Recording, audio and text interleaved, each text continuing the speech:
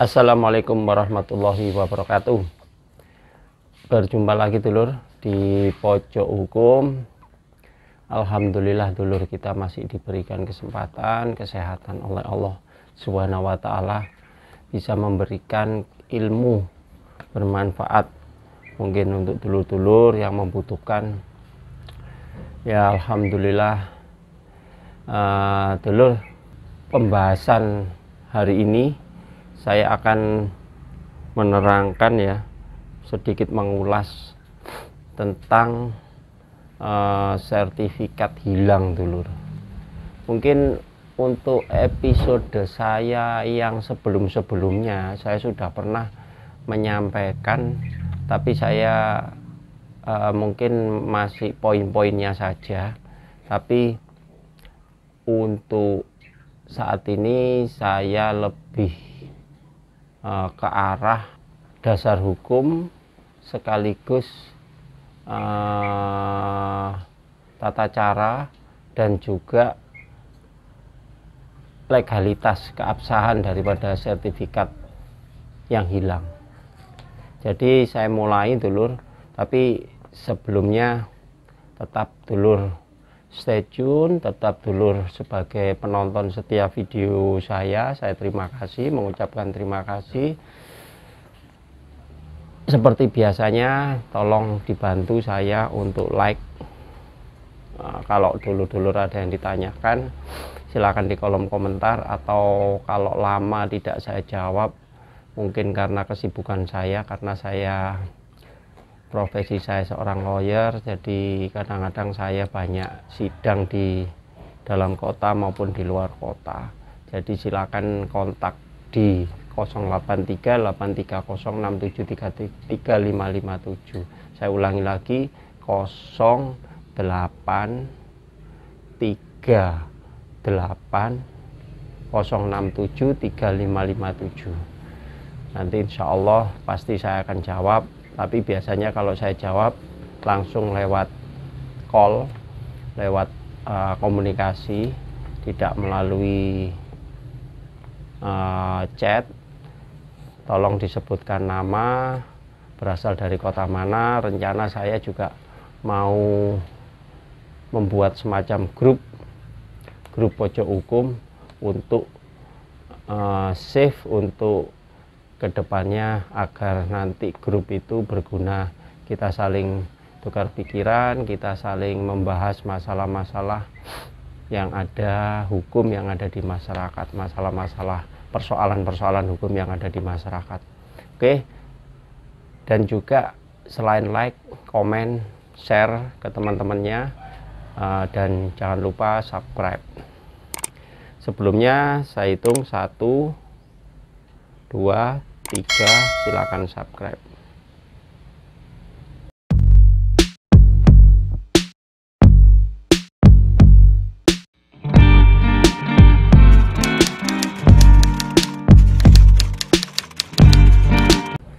Oke dulur, terima kasih sudah subscribe, sudah like. Dulur, mungkin dulu pernah mendengar kalau surat tanahnya itu sampai tidak ditemukan atau hilang, atau mungkin ketelisut, kalau bahasa Jawanya itu apa ya, kesingsal, ketelisut seperti itu, atau mungkin tidak tahu keberadaannya di mana. Jadi di sini di video kali ini saya akan sedikit mengulas, menerangkan bagaimana tata cara, dan juga saya terangkan bagaimana seandainya sertifikat itu, ini saya anggap sertifikat ya, sertifikat itu hilang, baik itu bisa jadi bisa surat tanah hilang, petok, kalau di Jawa itu istilahnya petok, terus bisa jadi surat-surat tanah lain lah hilang. Tapi lebih mudahnya kalau kita membahas sekarang ini tentang sertifikat, karena begini dulur, karena yang namanya bukti kepemilikan tanah itu macam-macam. Ada yang di Jawa itu sampai yang namanya tanah hijau, surat hijau, terus ada lagi Enggendom ya, zaman dahulu, zaman Belanda dulu. Terus ada lagi petok D, letter C, terus mungkin ada tanah kiri dan lain sebagainya lah. Tapi kita kasih contoh ini untuk sertifikat dulu. Jadi gini, sertifikat itu adalah bukti kepemilikan menurut UU Undang-Undang Pokok Agraria tahun 60, nomor 5 tahun 60. Itu memang bukti kepemilikan yang paling tertinggi, yang paling sah ya untuk saat ini ya. Jadi selain daripada itu kayak IPEDA, itu letter C, petok D dan lain sebagainya, mungkin masih kalah pembuktiannya di pengadilan atau kekuatan hukumnya daripada sertifikat, terutama sertifikat hak milik ya, bukan hak guna bangunan tapi sertifikat hak milik. Nah, itu perlu saya garis bawahi. Terus ini khususnya kepada tentang pembahasan tentang bahwa apabila sertifikat itu hilang, tidak ditemukan, baik itu dicari sudah kemana-mana, ditanyakan saudara tidak tahu, ada yang tahu, terus bahkan dianggap sudah hilang lah, tidak tahu kemana, kebakaran atau gimana, atau mungkin kebanjiran, atau mungkin apapun lah, yang jelas hilang. Makanya saya juga kalau hilang seperti itu, apapun dokumen-dokumen itu seperti surat-surat yang penting berharga seperti itu, sebenarnya dulur sudah mengantisipasi saat ini. Nah, dengan menonton video ini ya mudah-mudahan dulur segera aja difotokopi lah, paling enggak diduplikatkan, difotokopi sekaligus kalau bisa ya diminta legalisir ke BPN kalau sertifikat, kalau ijazah ya bisa, atau surat-surat dokumen-dokumen lain. Itu penting sekali karena kita seandainya mempunyai suatu dokumen asli, itu paling tidak kita juga harus mempunyai kopiannya, harus mempunyai dokumen kopian atau dokumen simpanannya lah, seperti itu. Karena apa dulur? Seperti dulur kan tahu, karena dengan adanya kalau seandainya hilang, otomatis kita masih punya yang kopiannya. Gunanya dari kopian itu banyak sekali dulur, pasti tahu, mulai dari pengurusan untuk menerbitkan yang hilang tadi ke asli lagi, atau menjadi menjadi baru lagi, atau sertifikat atau surat-surat dokumen sebagai dokumen pengganti dan lain sebagainya. Itu penting sekali. Dan juga untuk penyimpanannya juga kalau bisa ya jangan satu dokumen dengan yang asli, jadi bisa disimpan di lain tempat, yang satu ditaruh di mana, yang satu ditaruh di mana, yang asli sama kopiannya, dan sebanyak-banyaknya lah paling tidak untuk dokumen-dokumen seperti itu yang penting-penting itu. Nah, sekarang kembali lagi kepada persoalan apabila sertifikat itu hilang. Itu yang utama adalah kita harus melapor. Itu pasti melapor kemana bang? Kalau melapor kemana kalau melapor ya melapor otomatis melapor ke kantor polisi kalau hilang. Dan juga yang melapor biasanya utamanya ya wajibnya itu harus atas nama di dokumen itu, di contohnya ini sertifikat. Jadi melapor kepada instansi kepolisian di SPKT, nanti di SPKT mungkin di Reskrim, mungkin ditanya di Reskrim bagian harta benda ya, di situ ada bagian harda namanya, harta benda, di situ Reskrim harta benda, nanti disidik oleh penyidik. Terus biasanya kita membawa syarat-syaratnya itu ya di samping fotokopi tadi yang hilang, terus juga dimintai keterangan dan juga saksi-saksi itu biasanya. dari saksi-saksi memang benar hilangnya di mana, sekitar tahun berapa, sekitar bulan berapa, hari apa, jam berapa, di mana, daerah mana, dan lain sebagainya.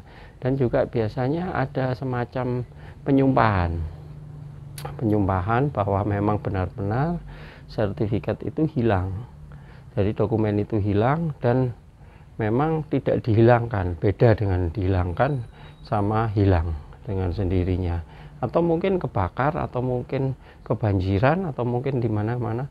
Nah, bagaimana seperti itu?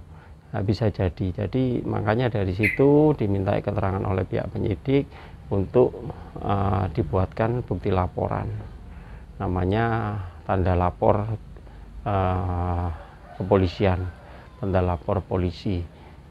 Jadi tanda lapor polisi itu gunanya apa?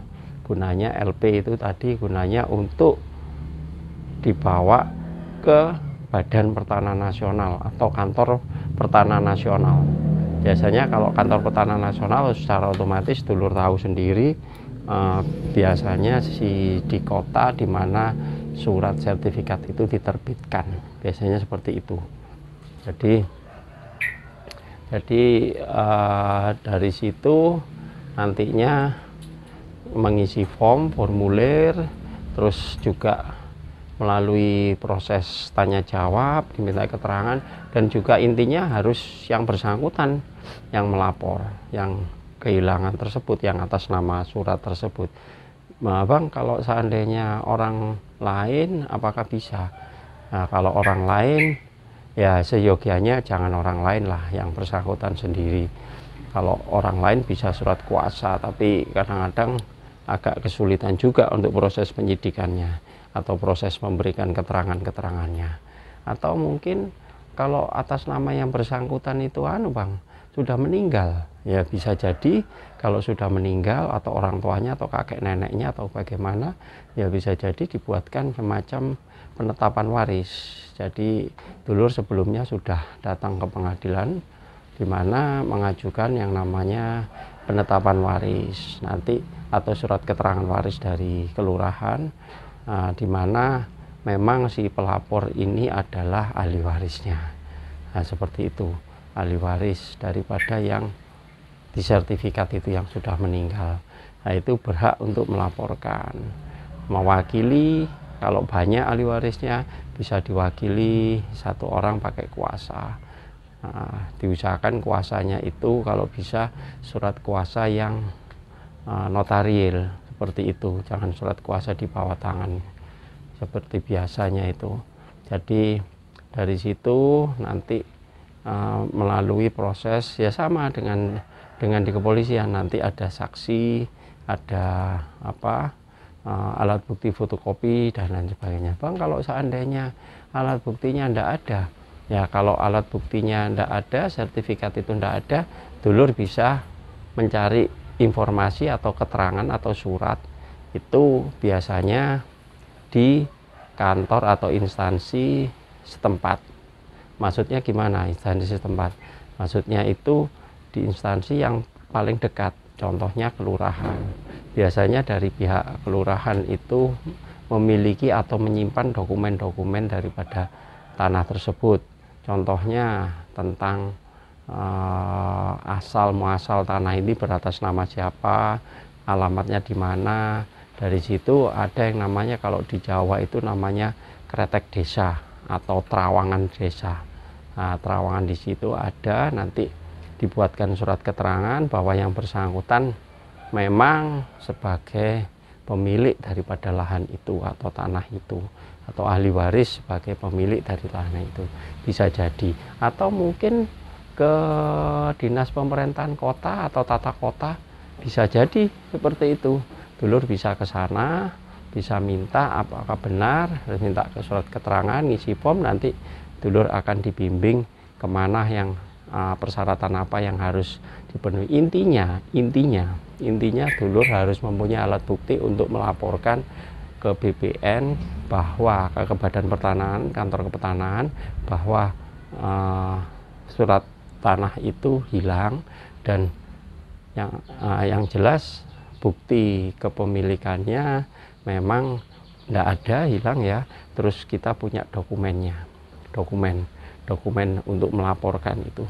Dari situ biasanya dari BPN setelah komplit, setelah lengkap ya, itu biasanya dihitung 30 hari atau 1 bulan. 1 bulan nanti ada semacam pengumuman di surat kabar nasional atau surat kabar terbitan nasional. Dan dari situ nanti diumumkan bahwa yang jelas surat tanah atas nama ini dengan luas sekian-sekian hilang gitu. Bagi siapa saja yang merasa memiliki atau keberatan atau lain-lain, silakan menghubungi. Dari situ paling tidak persyaratan dari BPN itu sudah dipenuhi. Nanti dari BPN akan mengeluarkan yang namanya sertifikat pengganti. Sertifikat pengganti ini bentuknya ya sama dengan sertifikat aslinya, biasanya seperti itu. Untuk sertifikat aslinya itu di lembar kedua, kebetulan saya tidak bawa ini contoh, lembar kedua itu di bawah tertulis petunjuk bahwa sertifikat ini telah hilang, sertifikat asli nomor sekian-sekian ini telah hilang, dan diterbitkanlah namanya sertifikat pengganti. Dari situ terus juga kalau seandainya sudah keluar, kurang lebih antara, tergantung, biasanya saat ini lebih cepat ya, antara 2 bulan sampai 3 bulan, tidak ada keberatan, biasanya yaitu tadi keluar sertifikat pengganti.